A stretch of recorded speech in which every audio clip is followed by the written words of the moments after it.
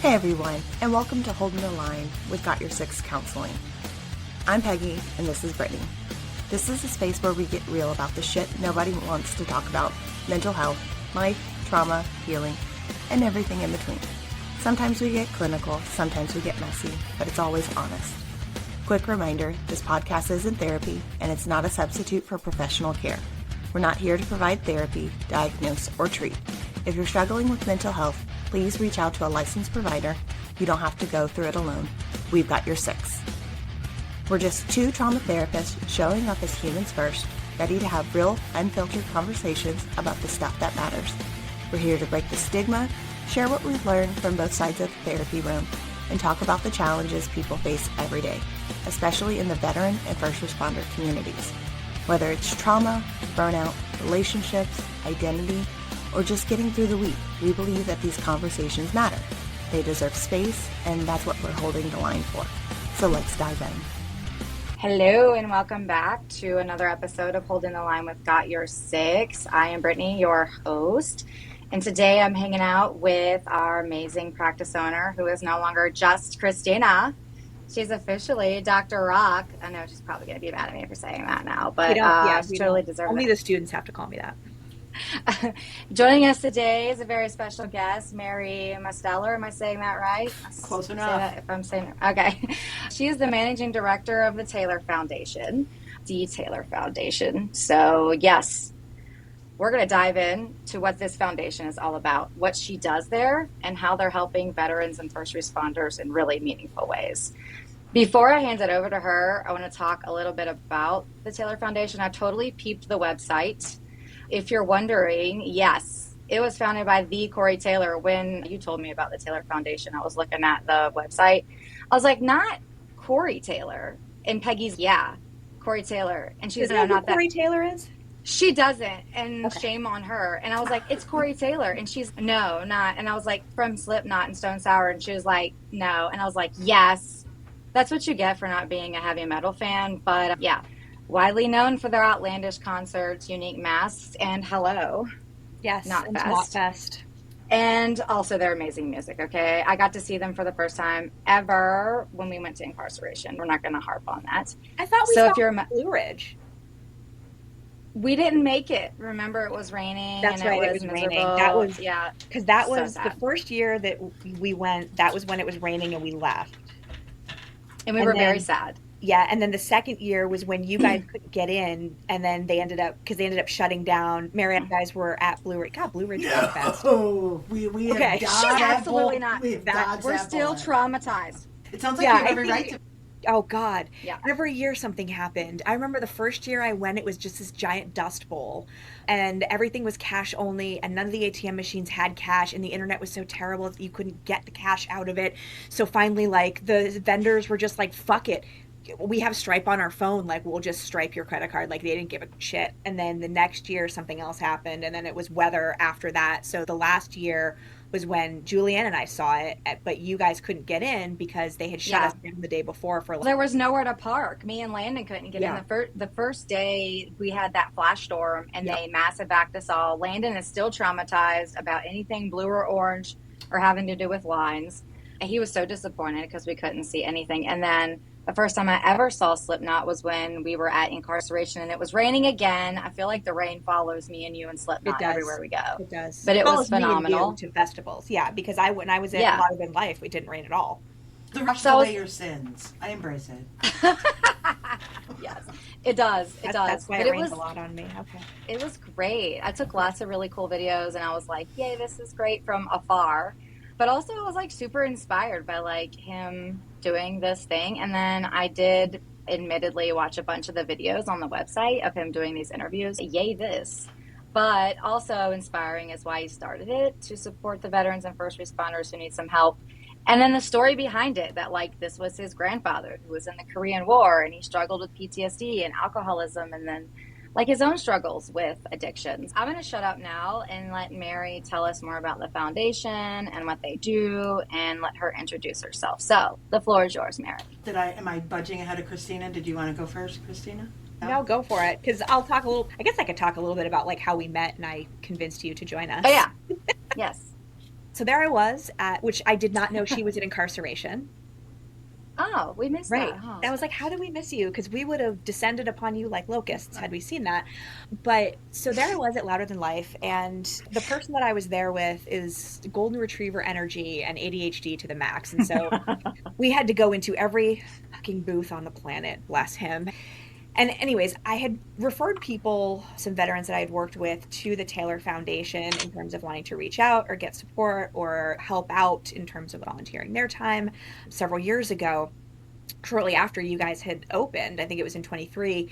And I remember like seeing your sign, and it was right next to somebody else who was like selling t-shirts and stuff. And so of course we had to go in and look at all the t-shirts because I'm with somebody who sees shiny objects and go look at all of them. And I was like, I'm gonna go next door real quick. And so I popped over, and Mary was, they had this really cool American flag where you had different color yarns. And so it was blue, white, and red. And you would wrap them around like each of the, there was like a nail, like a screw in each of the things, or a nail or whatever it was. And you would wrap it around like where, like what you were struggling with in terms of like your own symptoms, ways that you resourced, and like things that still triggered you. And I was like, this is fucking cool. And so we did that. And then I'm waiting for Mary to be done with, you were talking with somebody, and I caught snippets. I wasn't trying to like ear fuck the conversation, but was very much like interested because it's hard to get a veteran to talk and to open up. And you were just sitting there open and listening to this veteran. Just, he was sitting on the ground and he was telling all this story about being medevaced and losing his leg and like the 37 surgeries that he had to do and all this stuff. And I'm like, this guy's just spilling all the tea. And this woman's just sitting there and listening to him, but you had the most empathic, I'm here for it, I'm holding that space. And that's when I knew, like, initially, of course, loving Corey Taylor and Slipknot, I was like, I gotta, and appreciating that he's one of the few who actually, like, his foundation does things instead of just, I have this cool foundation to make me look good as a rock star. Um, but just in that moment, like, knowing, like, I've got to get her on the podcast. Like, hopefully she will make time for this because this is amazing and we want to talk about the stuff you guys do. So yeah, I was fortunate that my friend was able to entertain himself for long enough, and I didn't have to go chasing after him like a wandering child, and that I was able to sit with you and chat with you for a little bit. So thank you, Mary, for joining us. We appreciate this. Yeah, I'm honored to be here. And Brittany, you called me out from the get-go. So how did I get here and all of that? I've been in nonprofit most of my adult life. I was very blessed during COVID to get a gig out in Beverly Hills that helped manage or facilitate charitable projects led by celebrities, professional athletes, people of high net worth, people of influence. I think we're all people of influence, though.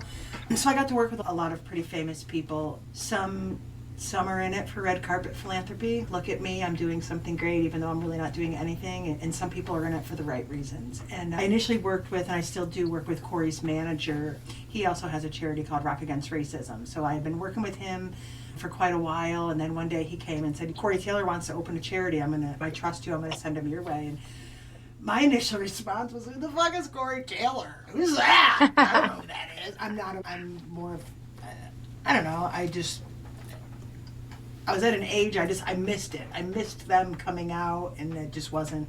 I knew who Slipknot was, but I had no idea who Corey was, which is really awesome in some ways because there was no fangirl from day one. From the first time we got on a Zoom to the first time I meet him, I'm not fangirl because I'm not a fan. I'm just here to help you and help you for what our focus is. And I think that initially really helped us build that trust that I'm in this for the right reasons because I care about making sure you have a compliant, good charity that's doing quality work, and I'm not here because I'm trying to get autographs or selfies, like that kind of stuff. Yeah, I had no idea who he was, but he's become one of my closest. I'm in awe of him at times. He is in this authentically for the right reasons. He really gives a fuck. We had a call a couple months ago and he's, I'm done people pleasing. I'm done trying to make everybody else happy. I just want to make a difference and really help people. And I need you to help me help people. And then I ask my famous question that I ask him every time we talk, what's going to give you the most meaning? You tell me where you're getting the most intrinsic reward from this so that I can give you the kind of things that is going to connect with that. Because I could send you tasks all day long, but if you're not into it and it doesn't mean something to you, it's pointless. And it's like, why do you always have to ask me that? I'm like, I'm going to ask you that every damn time because it's important. So I'm just going to stop because you wanted me to introduce, and now I'm like on a tangent because that's what I do. But hi. That's what we all do. We have a template that we follow, but I don't know that we ever actually we follow it. We try to, and then we find When ourselves. it's me and you, we kind of wing it. When We Peggy's do. here, she definitely keeps us on task. So Hmm. we love her for that. Unless her husband's on. When Josh is on, there's no keeping anybody on task because that man will talk the ear off a brass monkey. Yes. Now, I'm curious of the mission and purpose. Obviously, they work for and with like veterans and first responders, but I guess I'm more curious about how he got there, right? Like, where was this moment for him if where he was just like, I have to do this thing? Yeah, so it had been in his head for a long time. Certainly the story of his grandfather. Some people say Taylor Foundation, it's Corey Taylor's charity, and he founded it, but it's actually named after his grandparents. It's not an ego drive of this is Corey Taylor, it's my charity. He came back, his grandfather was in Korea, came back, he had major alcoholism, was homeless. He met him in and out of basements. Corey's mom wasn't very traditional, so the only real stability he had in his life was from his grandmother, and seeing divorce in the late 60s early 70s wasn't normal. So watching this woman that had always been there stable for him, seeing how that impacted her life, being this single person, just all the things, like how could their whole family dynamic have been different had he been able to say, hey, I'm struggling, this isn't like battle fatigue or whatever you want to call it, like being able to name it and identify it and get help. And that never happened. And then I know throughout his career, so many military and first responders have come to him and said, your music saved my life. And he said, no, you being a fan saved my life. And they're like, no. And then they do this whole dance. And he's, for what it's worth, Corey Taylor has a big mouth. He's got a big neck. But his heart's twice the size of both. And I think he saw or understands that when, for whatever reason, when he talks, people listen. They do. So if he can use his voice and channel that into something positive, that's a win. And when he first came to, when he first had the first Zoom call, I remember he was on a tour bus and I'm here and what does this look like? And he's, I don't really know. I want to help. So I'm like, okay, how can we best build this? Because she sure as fuck isn't a social worker. And I'm not either, really. Like, we're not trying to reinvent the wheel. There's so many really good organizations out there doing really impactful work all around the country. Let the VA be the VA, the Wounded Warriors. You can have your great big machine, but we think there's really a much bigger machine, boots on the ground, people that are actually getting shit done, no red tape, no $1 million salaries, and those are the people that we want to lift up. So initially, it was, okay, Slipknot's going on this great big giant tour, send me all the cities that you're going to. I'll do the research, and I'm going to try to find an organization that kind of is doing what we want them to do. I check their 990, I make sure they're in good standing, that there's no like crazy misappropriations of whatever. And then I would coordinate a meetup. Corey would go and spend an hour with them. He's taught guitar lessons, he's done paint classes, he's witnessed like acupuncture sessions. He's just sat around a table and brainstormed with veterans and first responders. Hey, what's going on with you? And tell me your story. And what do you think we can do different? Like he authentically gives that space, that time, whether it's an hour, 2 hours. Then the group gets to go to the concert. Any money that we raise at the show, we split between our foundation and them, which was really cool. And that kind of got us to the music festivals and things like that. But they're not touring right now, and there likely will be no shows next year. So we're trying to adapt what does mission in action look like, because we're not touring. And also I think there's that accessibility factor. We go to all the major festivals, but not everybody's got $2,000 to drop for a weekend at a festival. So we're very limited in our access. So this coming year, we're looking to a lot of conferences, conventions, other places that we can connect with veterans, first responders, and their families outside of just this music scene that is or isn't dependent upon Corey's presence there. I don't know if I'm answering your question. Did I answer your question? No, yeah, no. So how are you guys choosing if he stops at a place, right? Say he's got a tour, not a tour, but a concert, scheduled for Raleigh, North Carolina or something like that, and he's going to do one of those little sessions there. How are you choosing the organizations that you're going to show up at for him to do a meet and greet? So I'll take the city, and then I start like just basic Google nonprofits, like veteran nonprofits, first responder nonprofit. I'm looking firefighter specific. Police is really hard to find. I think a lot of times, Not a lot. particularly with the first responders, is they often get lumped in with veterans, but their experience is different, and it's not the same healing process. So I always really try to find if there's a group that's specific. Friends of Firefighters in Brooklyn, they're specific, and we know what that is. So I'll get 3 or 4 that'll come up. I do Google reviews. I look at their social media. Do they have some kind of presence where us amplifying them is going to help them amplify in front of a greater group of people? I try to find unique things. There's some really great service animal organizations out there. I think they're all over the place. If someone's doing something really unique, there's a group called Monkey Brain Art in Kansas City. It's like paint pooling, and it's something different. It's something unique.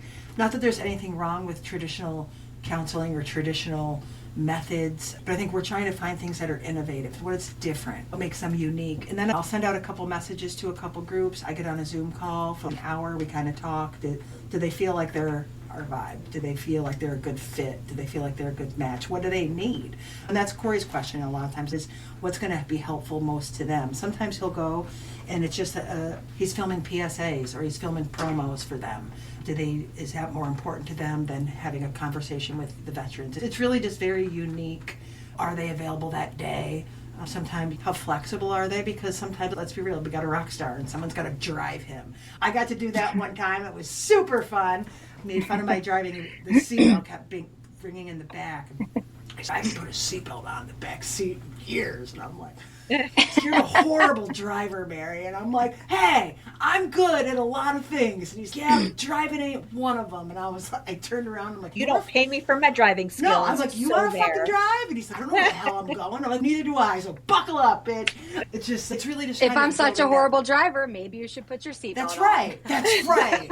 That's right. But I do the research and kind of connect with them ahead of time, and there's never been a city where I haven't found somebody. We just want to make sure that they're doing innovative stuff, they have an audience, they're compliant, and just trying to do stuff, and that they have the availability and access. Oh, to the point where it's a rock star. I can give you a window. It's going to be between 2 and 4. Can you work with 2 to 4? And then it might be 4:30 that we show up. But making sure that it's going to work and it's a win-win for everybody and not causing more stress or upheaval to their days. It'll be closer to 4:30 because of Mary's terrible driving and Corey's refusal to put on his seatbelt. Right. Put the seatbelt on. Safety first. It's good to know that men backseat driving and telling women they're terrible drivers is universal across all men. 100%. Yes. 100%. All men. Yes. It's like, you can drive. And they're like, no, it's fine. I'm like, then stop telling me how to drive. Then be quiet. That's right.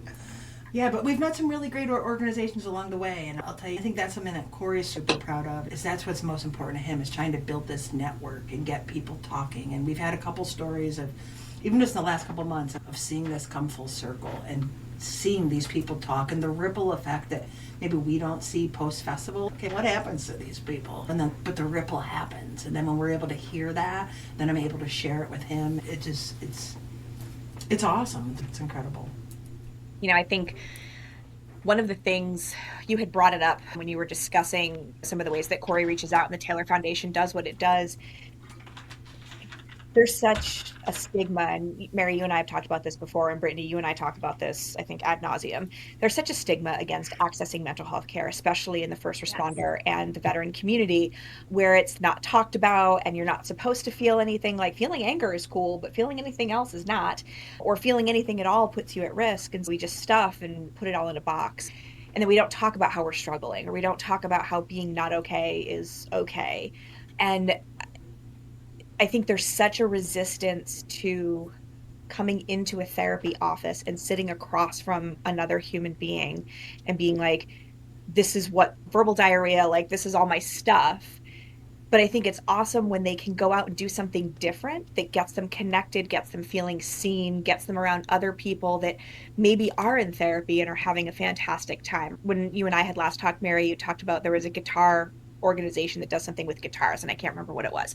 And Corey coming out and working with them, and that music, we mentioned it before, it has saved so many people and it's so instrumental in healing. And that is a form of therapy, right? There is music therapy, coming out and doing art related things, or with animal therapy, or just coming out and talking about it. I think destigmatizes it, and then having veterans volunteer for your organization and then also come out and say, this is where I was, and now this has been my progress. And that was like the guy that was at your booth. He and I started chit-chatting because veterans can smell each other. I don't know, there's like a hormonal secretion that we emit. I don't know what that is. It's an aura. It is. We all just look exhausted, like we have chronic back and feet pain, and that we're just pissed off at the world. And so it's also the way you walk. it is the way it we is. walk. I can just stand out front all day and just be like, Murph, go get him. No, he's one of you. Get him. Yep. Yeah. Yep. It's the knee issues. It's the knee and the back issues. Yeah, we all look like we're miserable. And we just started chit-chatting, and he was sharing some of his stories and his involvement with the Taylor Foundation and how that instrumental that's been to his healing. And I'm already a therapist. I am in therapy because all good therapists have therapists. And like, I know how much it's helped me. But if I were some random Jane off the street, here's this guy this is fantastic. This saved me. This helped me. And this is how it supported me. I think destigmatizes that a lot for our veterans and first responders who are really struggling, who think that nobody wants to hear them. Or I think I shared the story with you before, Mary, about how I had a student, bless her, who really wanted to work with veterans and first responders. And so we get one on her caseload. Brittany, this was not here. This was at the other practice that I worked at. And because I know you're going to ask me, who was that? And, we go down in the waiting room. She's very nervous, right? I'm not her supervisor, but we go in the waiting room. We get this guy. He looks anxious. She's anxious. I'm like, this is going to be a nightmare. And she's going through the interview, and at one point she asks him, oh, have you ever been deployed? And he was a Marine, and he said, yeah, I was Gitmo and blah, blah, blah, and some other places I can't tell you. And she was like, oh, why not? And he says, I can't tell you. I'm like, move on. And then she goes, have you ever killed anybody? And I was like, we're all done. We're all done. We're all, bye. Exactly. So this is why, Brittany, I was like, not here, somewhere else, because our students would never do that.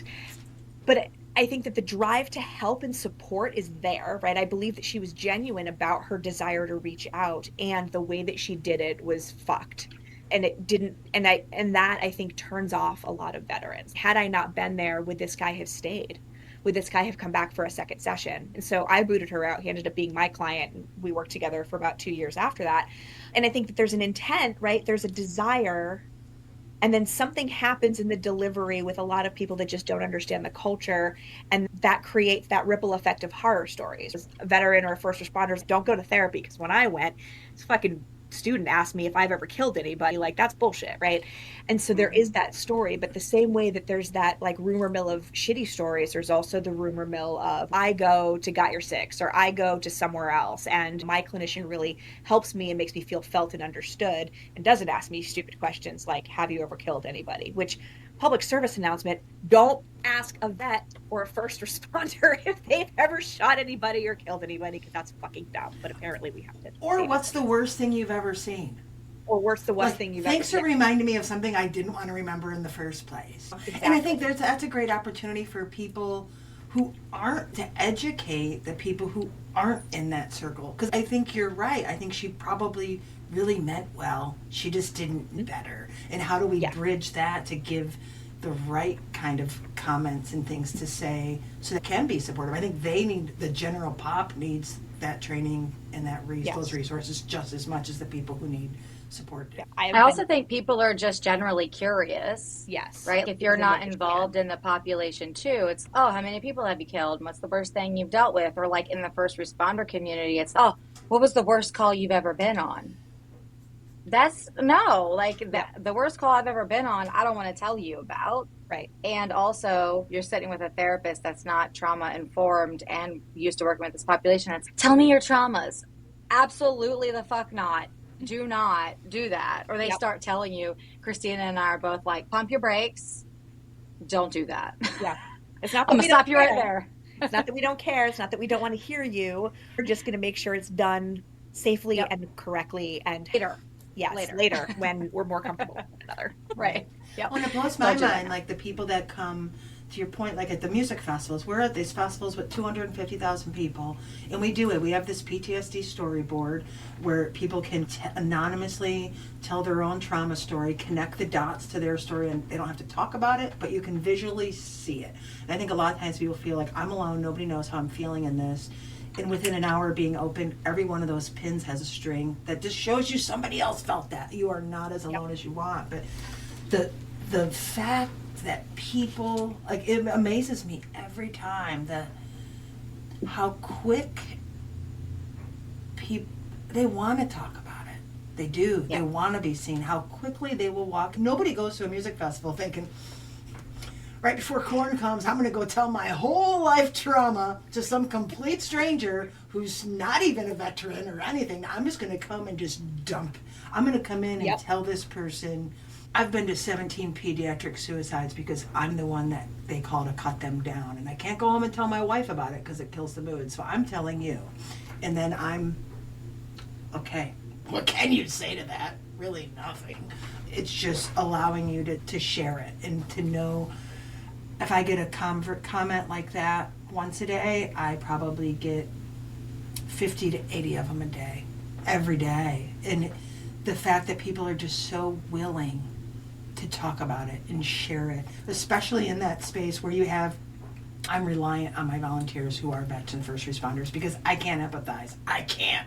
I'm an empathetic person and I can provide space and I bring a comfort, I bring a vibe. I don't know how to put it into words, but I cannot connect on that because I didn't experience it. I'll be the first to say it. That's why I rely on these people that can bridge that conversation and those connections. But the fact that so many people are just so open and willing and almost desperate to talk about it.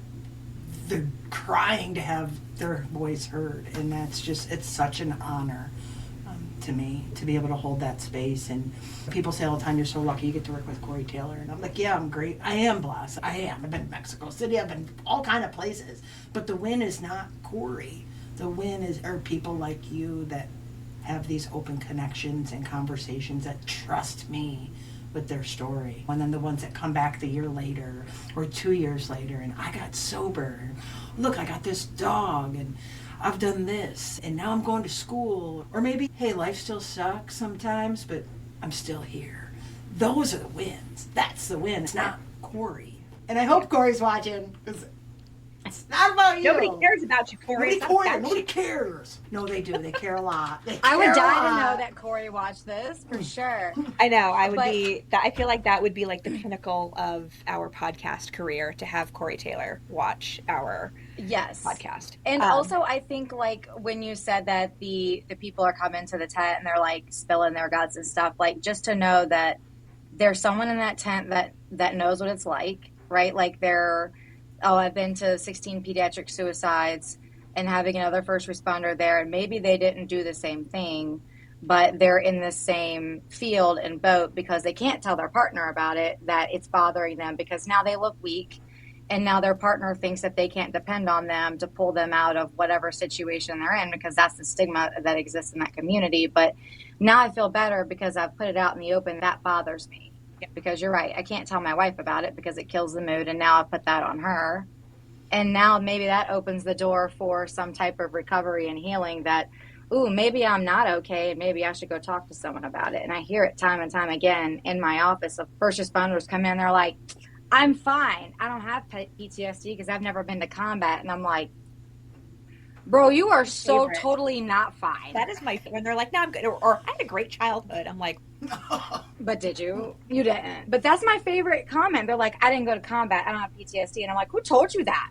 Who did you Google that? Because or that they're not deserving of help because they feel that save the help for somebody else that really needs it. Yeah.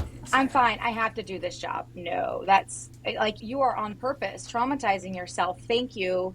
The public owes you something we can never give you. And also, you deserve this because you are seeing things we were never meant to see as humans. Ever. Yeah. Right? So I think that they deserve that space, and maybe that's like their platform to now get some help. And then they come back and they're like, oh, I'm doing so great now. What a reward. Yeah. It really and is. I think a big part of that too comes from, Mary, to your point, if 17 pediatric suicides and then you go home and tell your wife, what is your wife's default setting, right? Is to fix, is to help, is to support her partner, right? So let me help shoulder this with you and carry this with you. And maybe she's a therapist, I don't know, but like she's ill-equipped to do that, right? And so there's this fear, this concern. I'm going to tell somebody who doesn't get it, and then that's going to impact them, or they're going to try to fix it, or they're going to ask me more questions. Whereas they come to our office, and again, like Brittany said, we're just like, whoa, stop. Or we just hold that for them. And then we're like, okay, bye. Or they come see you and you just hold that for them. And there's no judgment. There's no stigma. You're not trying to fix it. You're not trying to make it better. You're not telling them, oh my God, that must have been so horrible, which I hate that. It's just this like non-judgmental, safe space where I can just leave this here, and they're going to take it with them when they leave, right? The minute they walk out of their tent, those 17 pediatric suicides are still with him, but he got to set it down for just a second. And when you're carrying around that weight all the time, being able to set any piece of it down for a minute is just a huge relief. And I think a lot of it's just the fact that there's somebody there that is listening to them, whether they're also a veteran or a first responder or not. It's that there's this non-judgmental open space where they can just come and leave this thing and like rest for a minute. And I think that's huge. It is. And to your point, like you had mentioned when you came over, because your buddy was at the clothing shop, people always want merch for us. They want to help. They want to be supportive. What can we buy? What can we buy? And I'll die on this fucking mountain. I will. I'm not.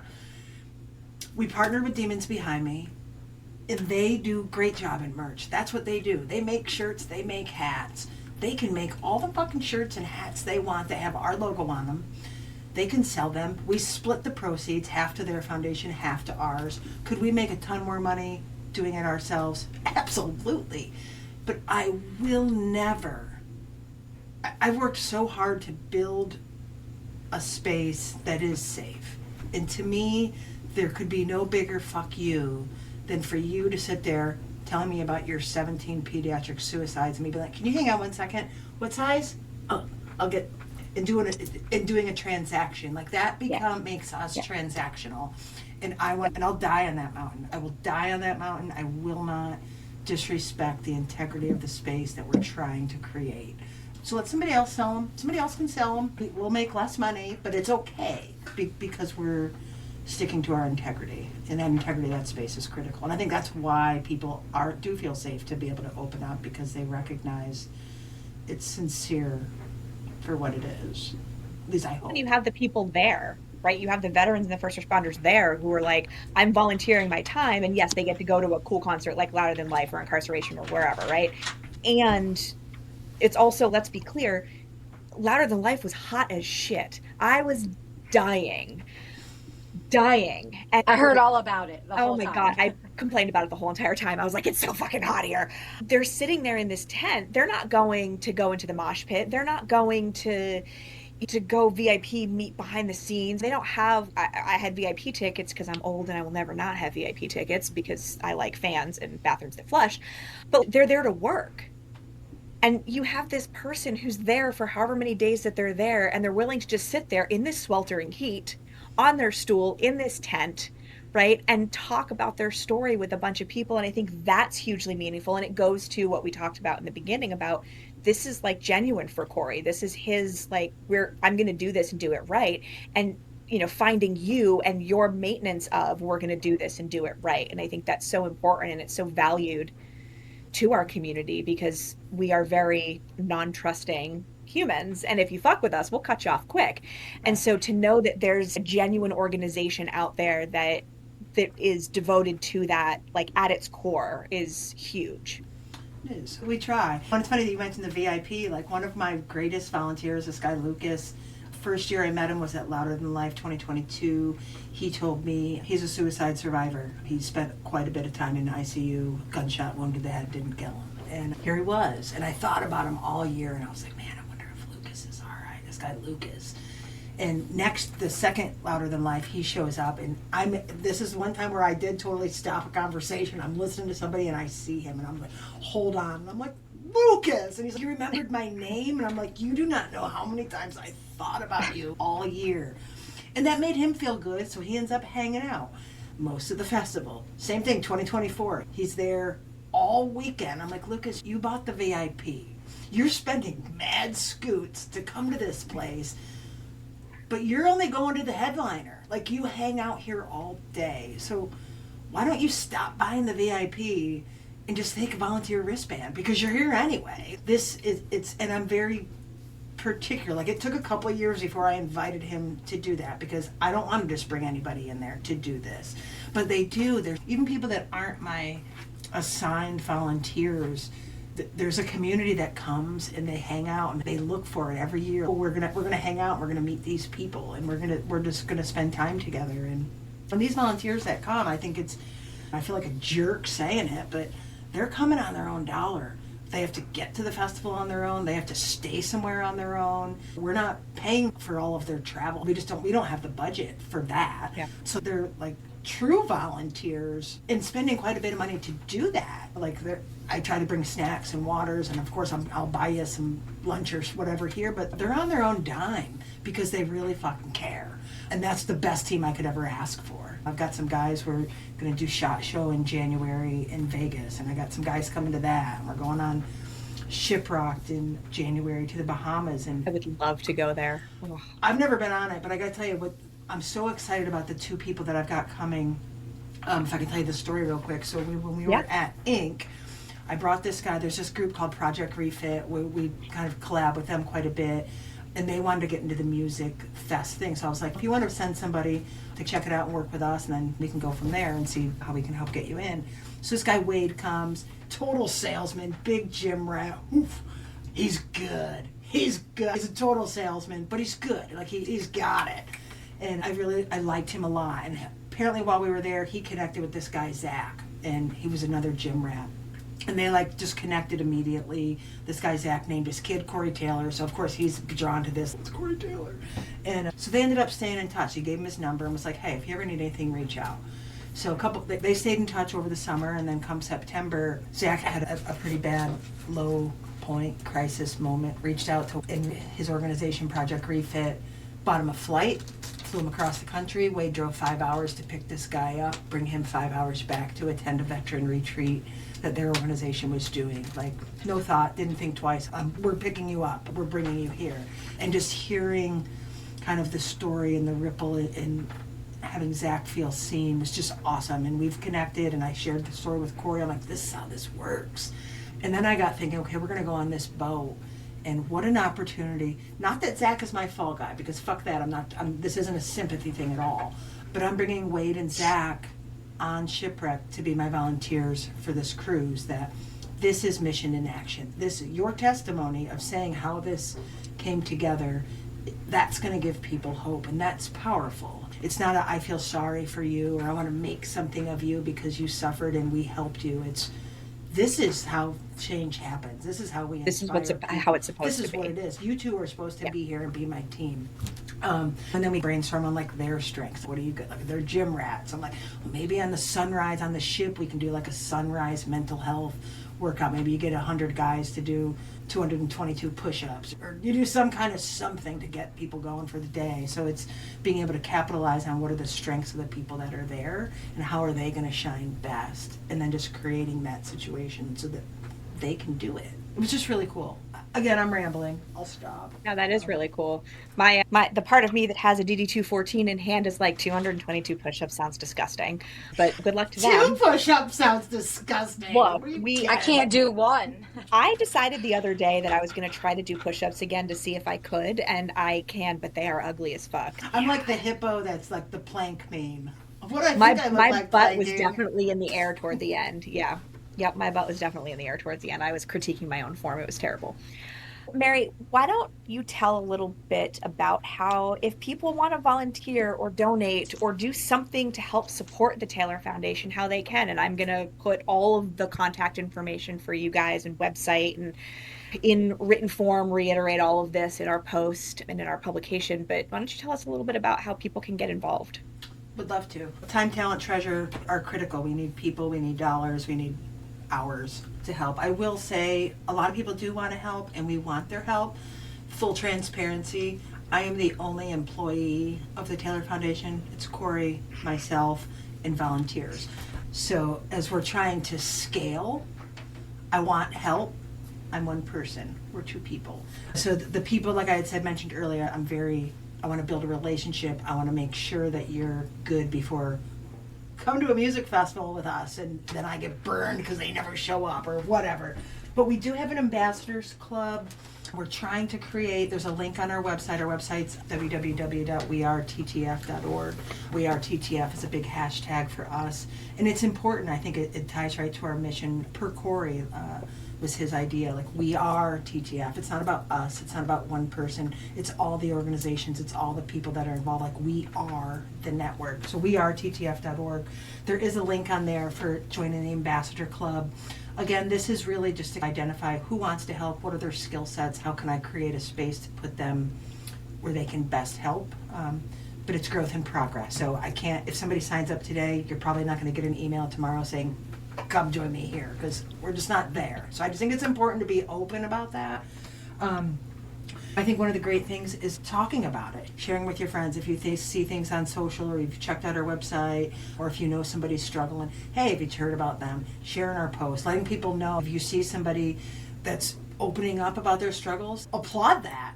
Like, I thank you for sharing that. Thank you for putting that out there. We need more of that. If you see those kind of opportunities, or if somebody's shrinking back and not willing to speak up, call them out on their shit. Like, I love you. You need help, and it's okay to ask for help. That's huge. We're always looking for more organizations. If you go on our website, you can click on your state, and it's got a list of different nonprofits, charities that we've vetted. But there's hundreds and thousands of them out there. And again, one person. So if you've got organizations that you think are doing incredible work, have helped save your life, or you think is a great resource we should know about, let us know so we can vet them and get them up on our website. At the end of the day, if you can't find a helper, be a helper. There's nothing wrong with a buddy check. Just checking into somebody and say, how are you doing? Are you okay? We run on donations. Donations are mission critical. Yes, Corey's a millionaire. Yes, Corey contributes, but we need contributions from others as well. So donations always help. But really, I think just being good people, letting people know that we care and that we're out there, and just hold the line for somebody else is I'd love to say, hey, meet us at this spot. I'd love to say, yes, we have this thing, but we don't in this moment with growth and progress. And I think expectations are really important, letting expectations up front, because I don't want anybody to come in and feel disappointed. But I'm looking forward to 5 years from now, you coming back on the podcast and being like, we have a whole building and we do all of this stuff. Yeah. So yeah, because all this shit lives in my house right now.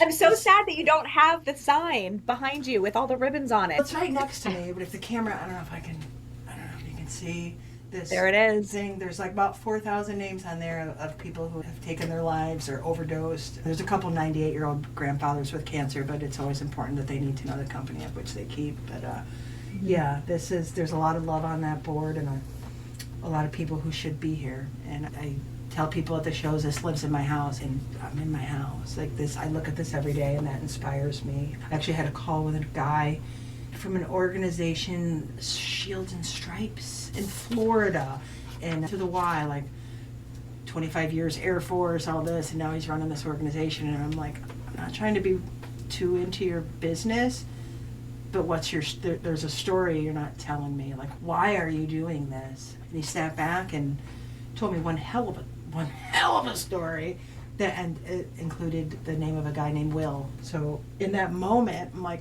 can I add Will to our board? I have this. Can I put Will on here for you? And it was awesome. It was cool. Why am I rambling? Stop it! It's because this is an important story, Mary. We need people to know that shit happens, and this is why you guys exist. And conversely, that's why I opened the practice the way that I did. And we talked about it in the first podcast episode of we are such a culture, right? A culture and a subculture. And I think there's so many people that don't get it and don't understand. And we, even within ourselves, I think don't understand how to best help ourselves. And sometimes it's just the simple act of listening. And it's important to get the stories out there. It's important to tell that. So yeah, I'm super glad that we got connected. Why don't you take us out, and then we'll get to the bullshit story, because I saw a hilarious reel the other day on Instagram, and so I have to talk about it. But thank you, Mary, for joining us. It's been great hearing about the Taylor Foundation and everything that they've been doing and will continue to do. And hopefully it continues to grow. Share and follow all of our stuff on social media. I had a very great masterpiece that went out on Instagram and Facebook yesterday. So if you haven't watched it, go look at it. Yeah. Yeah, my spider on the wall POV. Thanks for listening and stay tuned for the next one. And we'll see you. We'll see you next time. Yes, and please share and follow because Brittany gets very upset if you don't. I do. I get very upset. It takes half a second. Okay, so It just really do does. It really does. Just do it. That's all we have time for today, everyone. We want to thank you for tuning in to this episode of Holding the Line with Got Your Six, where we are just a bunch of therapists who talk about the shit nobody else wants to talk about. We hope you got something useful out of it, or at least made you feel seen. A special thanks to our guests for taking the time to join us and share their unique perspectives and life experiences. New episodes drop every other week on our YouTube channel, Holding the Line GY6. Be sure to follow us on Facebook and Instagram where we post more helpful info, dark humor, and more of the shit nobody else wants to talk about. In the words of someone wiser than us, go forth and do magical shit, everyone. Yeah, yesterday I am prepping for today, right? And I'm putting the outline together and based off of Mary, our last conversation. And afterwards, I swear to the internet hears, the universe hears, everything hears, it's always listening, right? Bezos is in his office putting shit in Amazon that you didn't know that you needed and that kind of stuff. And so I hop on Instagram, and so I follow Alicia Taylor, so Corey's wife, and there was a reel that she had posted where she's like, when you ask your husband to sing something acoustic for you, and then it goes to him singing Pink Pony Show acoustic. And I died. I must have watched that reel like 4 different times. And I'm like, this is hilarious. And it's like the reel of him singing the SpongeBob SquarePants. That's like my favorite. That song lives, his version of it like sits in my head rent free because it's just hilarious. I bet he does. Well, I bet he does. Like his son Griffin, he did it at his son's school one time, and somebody witnessed. Like it was just for him for school. It was like a thing, and then it like leaked out, and now it's like you can't go anywhere without it. And I'll tell you, like Alicia and him, they are the best couple together. Like he just adores her so much, and will do anything she asks. Clearly, if he's singing Pink Pony Club. She's been an incredible rock for him, and I think a champion in his mental health. And she's amazing and well talented on her own as well. You know. Well, I'm so excited. I'm so excited that we connected. It was funny, like I said earlier, I was walking around and saw your booth, and I was like, whoop, I'm detouring, right? And Dustin's coming up behind me like, I'm gonna go in this tent. I'm like, whatever, I got shit to do. I'm gonna go over here. But him unattended for very long because then he like wanders off. He's like a child. He's a shiny thing, and then he wanders, and I'm like, where the fuck did he go? But I'm super thankful that you and I were able to connect, and I'm dragging Brittany to the VIP of Louder Than Life next year, so we will definitely stop by the booth. But also I saw things coming up for Sonic Temple, and now I feel like compelled that I need to go to Sonic Temple because like Tool's going to be there, and that's really a killer lineup, right? It really is. We'll be at all the DWP ones next year for sure. So Sonic, Incarceration, Louder, Rockville, and we're going to do Aftershock. We've never gone West Coast before, and Corey's like, we got to go to Aftershock, and I'm like, I'm the person that's super cheap and doesn't want to spend a lot of foundation money, so I drive the U-Haul. I get my U-Haul from New York, drive it to Florida and back because it's cheaper than trying to ship and all this. I'm like, I don't really want to drive to California. It's funny that he was like, you know what, just ship the stuff to my house. We can store it at my house, and you just fly into Vegas, pick it up, and drive to Cali. So I'm like, okay, if you want to be my storage unit on the West Coast, great. Now we can do that. I've driven to California there and back twice, and I can tell you it is not an easy drive. No, so it doesn't sound it.